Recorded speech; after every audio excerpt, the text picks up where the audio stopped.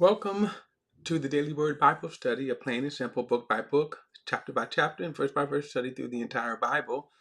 Currently, we are in the letter to the Romans, verse by verse. We're in chapter 3, but I'm going to take my time to go through this chapter because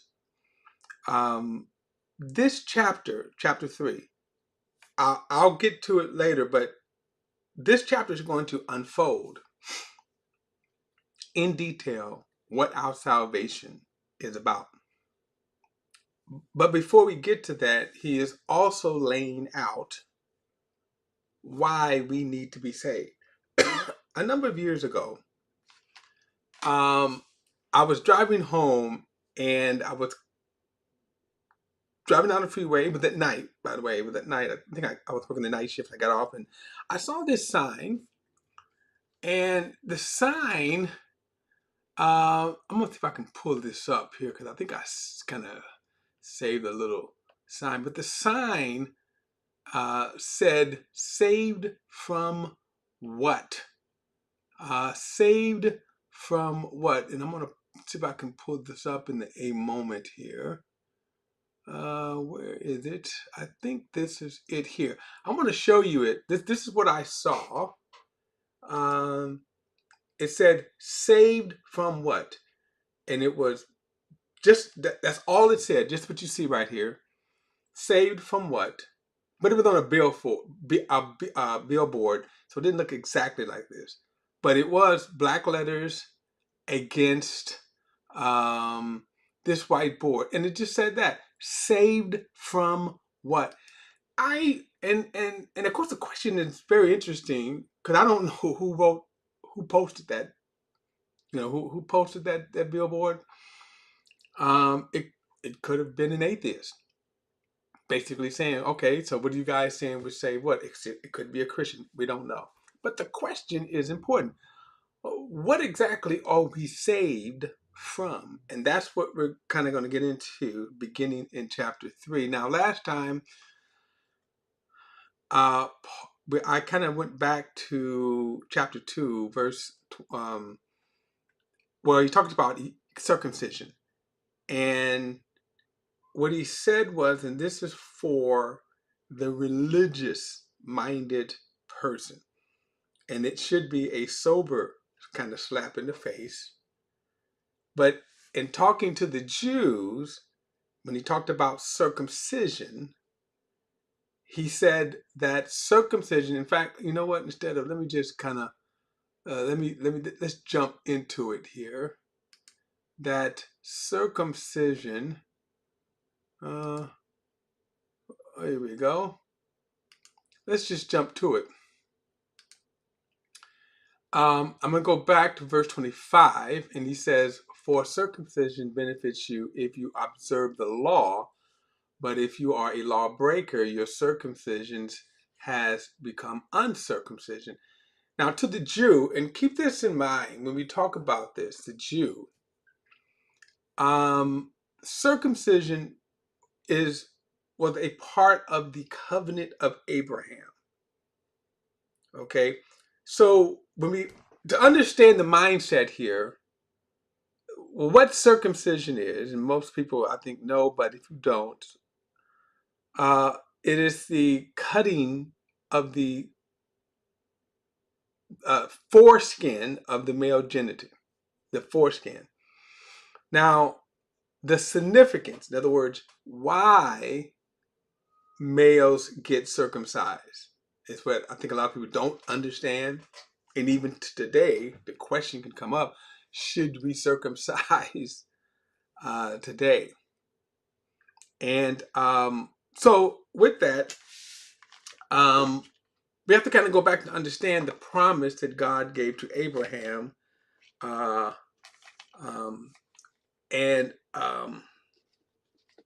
okay.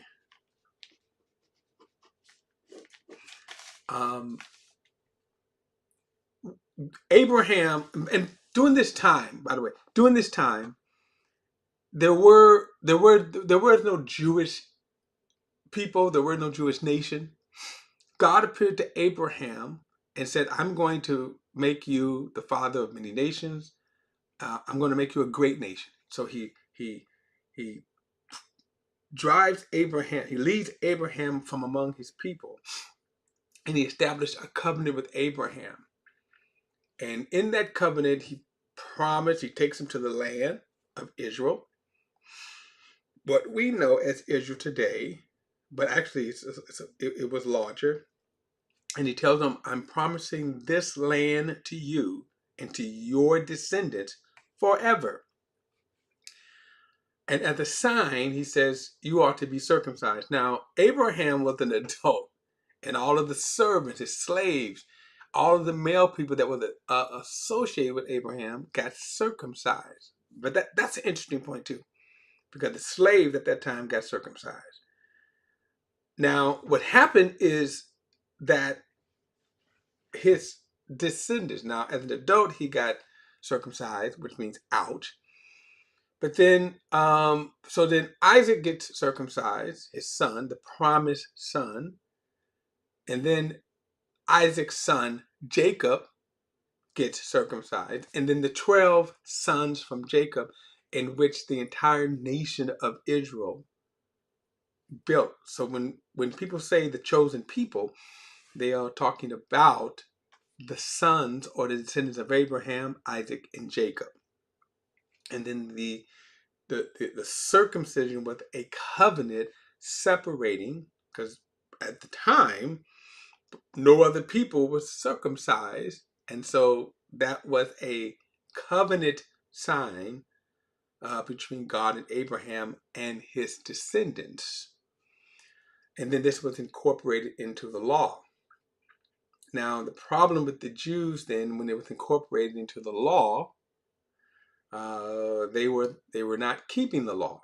And this is why Paul makes the statement here that if you are boasting that you are a Jew simply because you're a descendant of Abraham, he says, well, a Jew is one inwardly, not one outwardly. So if you're a Jew and then you're circumcised, in fact, Jesus even chided them once and says, because they used to always, complain or charge Jesus for breaking the Sabbath law. But Jesus says, but don't you do a work on the Sabbath day if a male child, falls on the 8th day after he's born? Won't you circumcise him on that Sabbath day? But yet Paul's point then is, you said you do that so that you won't break the Sabbath day, but you are breaking all other kinds of laws. He says, so your circumcision then to you is useless if you are breaking the law. Same thing religiously, from religious people, that they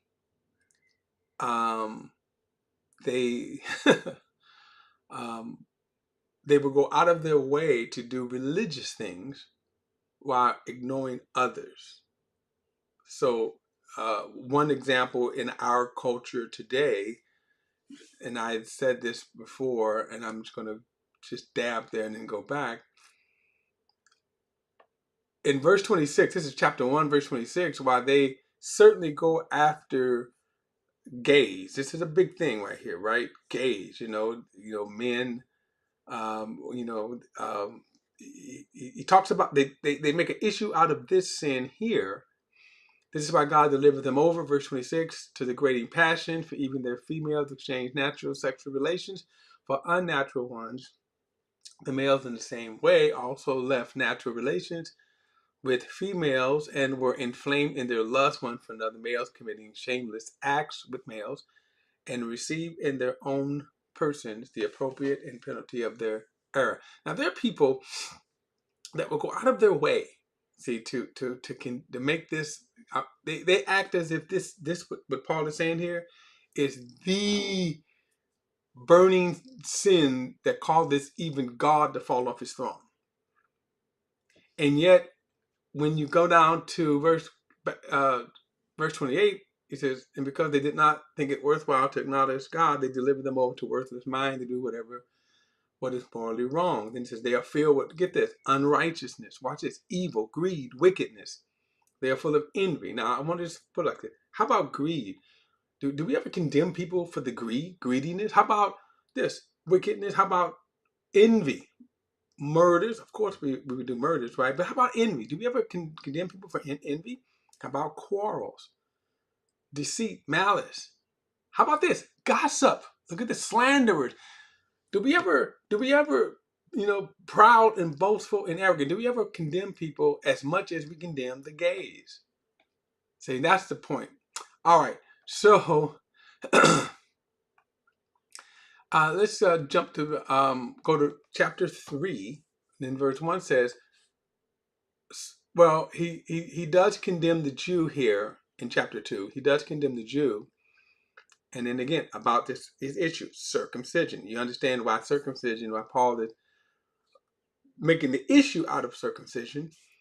So now in chapter 3, verse 1, he says, so what advantage does the Jew have? So we kind of discussed that. What is the advantage? Well, the advantage is that they are covenant people and that there are covenant promises even yet to be fulfilled. For example, the land that they're living in. Now, this did not happen in 1948. In other words, this didn't happen when we see today how that there are people occupying the land. They call themselves Jews. They're the nation under the nation called Israel. So that wasn't a fulfillment of biblical prophecy. And after all of that, there were some questions. You can even say that, are they even the real Jews? Now, I don't know.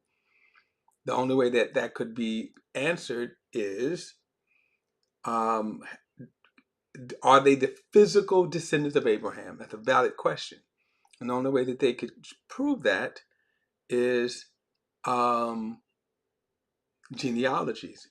During this time that Paul is writing, there were genealogies. The Jews could go back and show genealogies, their genealogy back to the 12 tribes, back to David, back to Abraham, Jesus. That's why you see in Matthew and in Luke extensive genealogies. You go back to, I believe it is First Chronicles. There are extensive genealogies. I think it's almost like, 5, 6, 7 chapters worth of genealogies. Then I think also in Genesis chapter 5, there's a genealogy.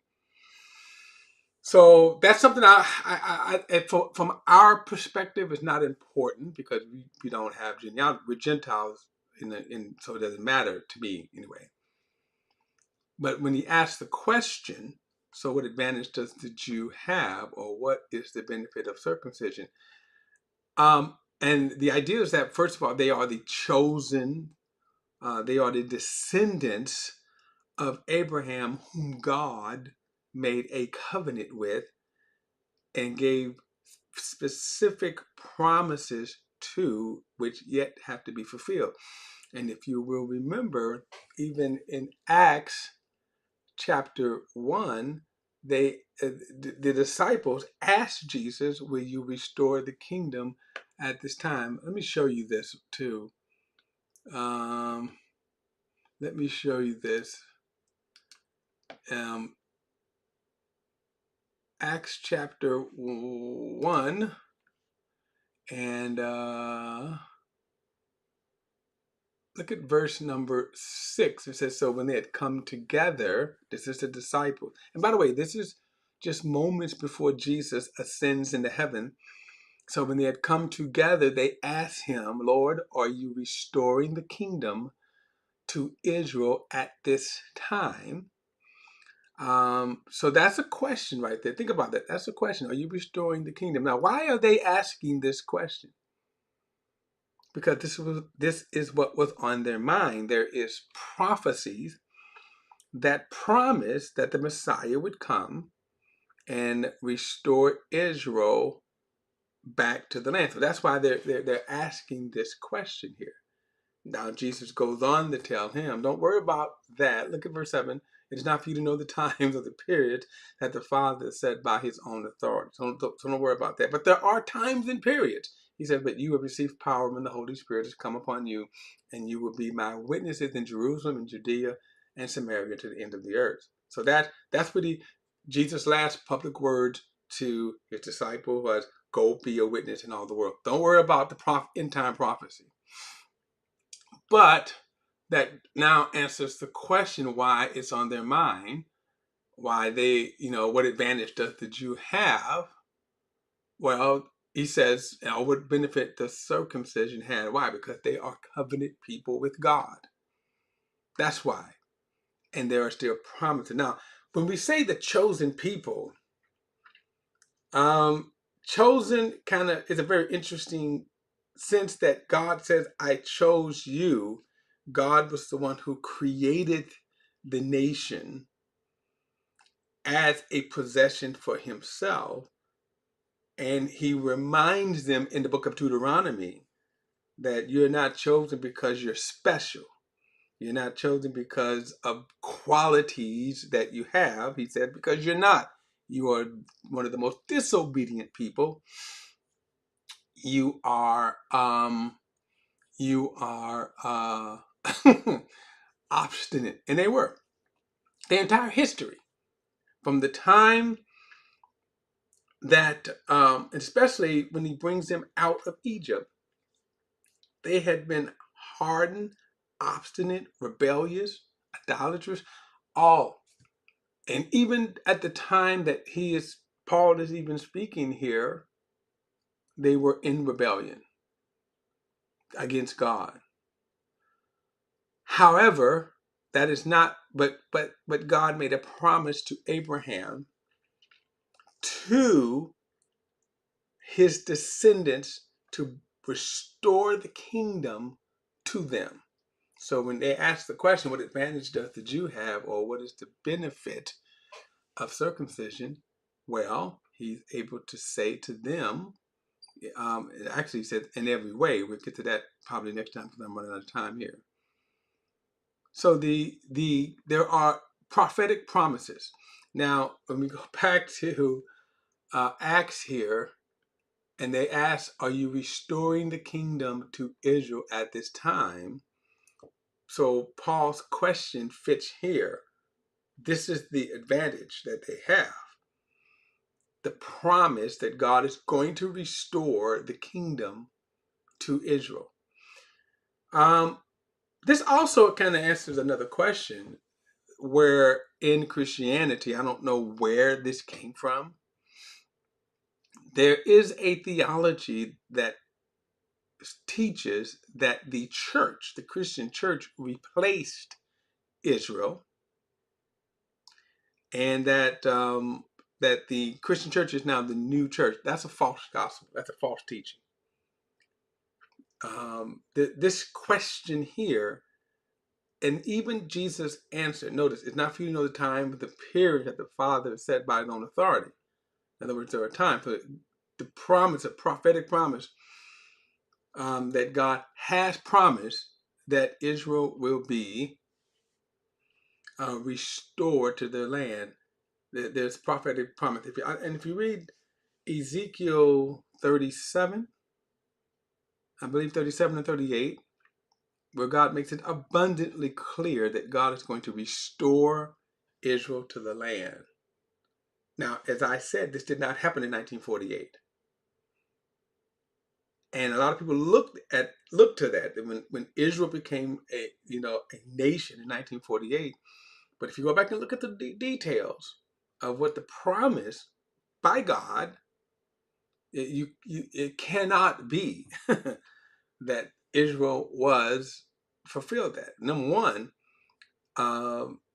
when God restores Israel to the land, He will prosper them. They will be um, they